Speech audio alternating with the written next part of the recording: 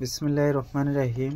আসসালামু আলাইকুম প্রিয় ভিউয়ার্স, আশা করি আল্লাহর রহমতে যে যেখানে আছেন ভালো আছেন, সুস্থ আছেন। সবার সুস্থতা কামনা করে আরও একটি পাওয়ারফুল নকশা এবং যন্ত্র নিয়ে আসছি।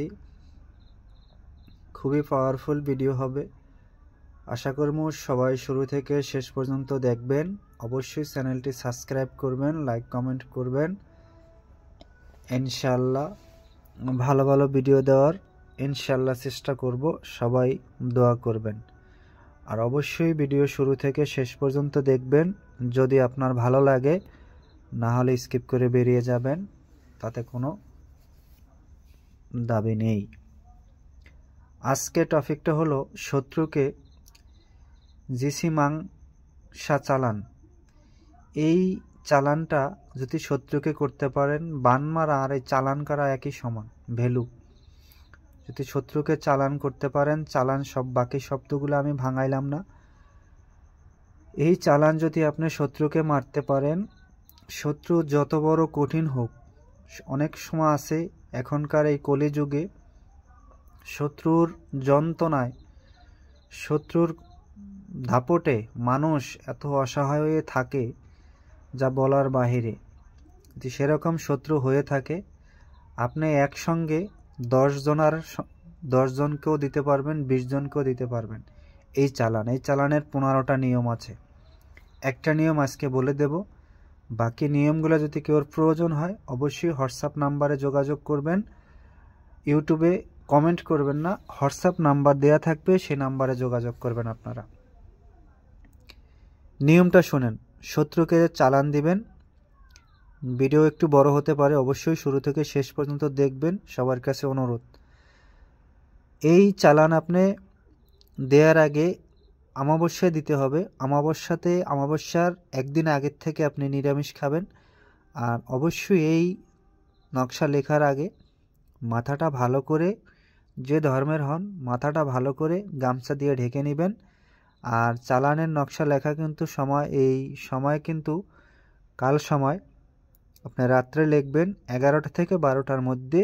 অবশ্যই দক্ষিণ দিকে মুখ করে আসন পেতে বসে ধূপকাঠি ঘিয়ের প্রদীপ জ্বালিয়ে এই নকশাটা লিখবেন।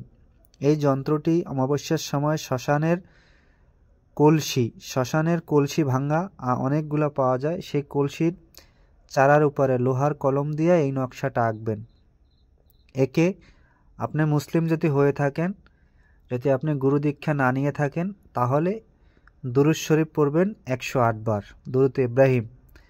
আর যদি আপনি সনাতন ধর্ম হয়ে থাকেন, যদি আপনি দীক্ষা না নিয়ে থাকেন, গুরুর দীক্ষা বীজ মন্ত্র না নিয়ে থাকেন, তাহলে আপনি শিবের ওম নমঃ শিবায় এই মন্ত্রটা শিবের ছবিটা সামনে রেখে 108 বার জপ করে তারপর নকশাটা লিখে শত্রুর বাড়ির দরজায় গেড়ে দিবেন।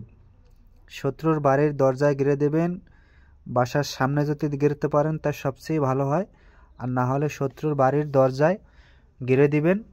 শত্রু চালান হয়ে যাবে। এই চালান সহজে কাউকে দিবেন না, কাউকে কোনো রকমের শত্রুতামূলক দিবেন না। যদি আপনার শত্রু একেবারে আপনার ক্ষতি করতে করতে শেষ পর্যন্ত আপনার উপরে পৌঁছে যায়, আপনাকে কষ্ট দিতে, তাহলে দিবেন। অনার্থক কোনো মানুষের উপরে চালান দিবেন না, তাহলে কিন্তু এই চালান আপনার উপরে ঘুরে চলে আসবে, আপনি কিন্তু বিপদগ্রস্ত হবেন। কোনো মানুষকে অনার্থক কোনোভাবে কষ্ট দিবেন না। যদি আপনার শত্রুতা এমন পর্যায়ে পৌঁছে যায়, কঠিন অবস্থায় পৌঁছে যায়, তখন তার শত্রুকে আপনি একটা ব্যবস্থা, সেই শত্রু ব্যবস্থার জন্য আজকে এই চালান বানটি দিলাম। এই চালান বানটি আমার স্বয়ং পরীক্ষিত। এটা খুবই ভালো একটি চালান। এটা করলে কখনো ফেল হবে না, তবে নিয়মটা ভালো করে মেনে নেবেন। অমাবস্যার একদিন আগের থেকে নিরামিষ খাবেন। অমাবস্যার সময় এই চালান লিখতে হবে।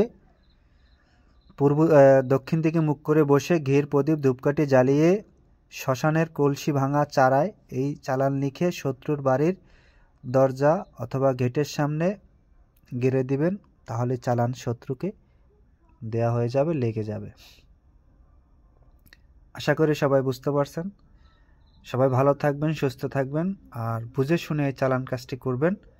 আপনার শত্রু যদি কঠিন অবস্থা হয়ে যায় তার উপরে করবেন, তাছাড়া অনর্থক কোনো মানুষের উপরে করবেন না। সবাই সুস্বাস্থ্য থাকেন, ভালো থাকেন। আজ এই পর্যন্তই, আবার ভিডিও নিয়ে আসবো, ততক্ষণ সবাই ভালো থাকেন। আসসালামু আলাইকুম।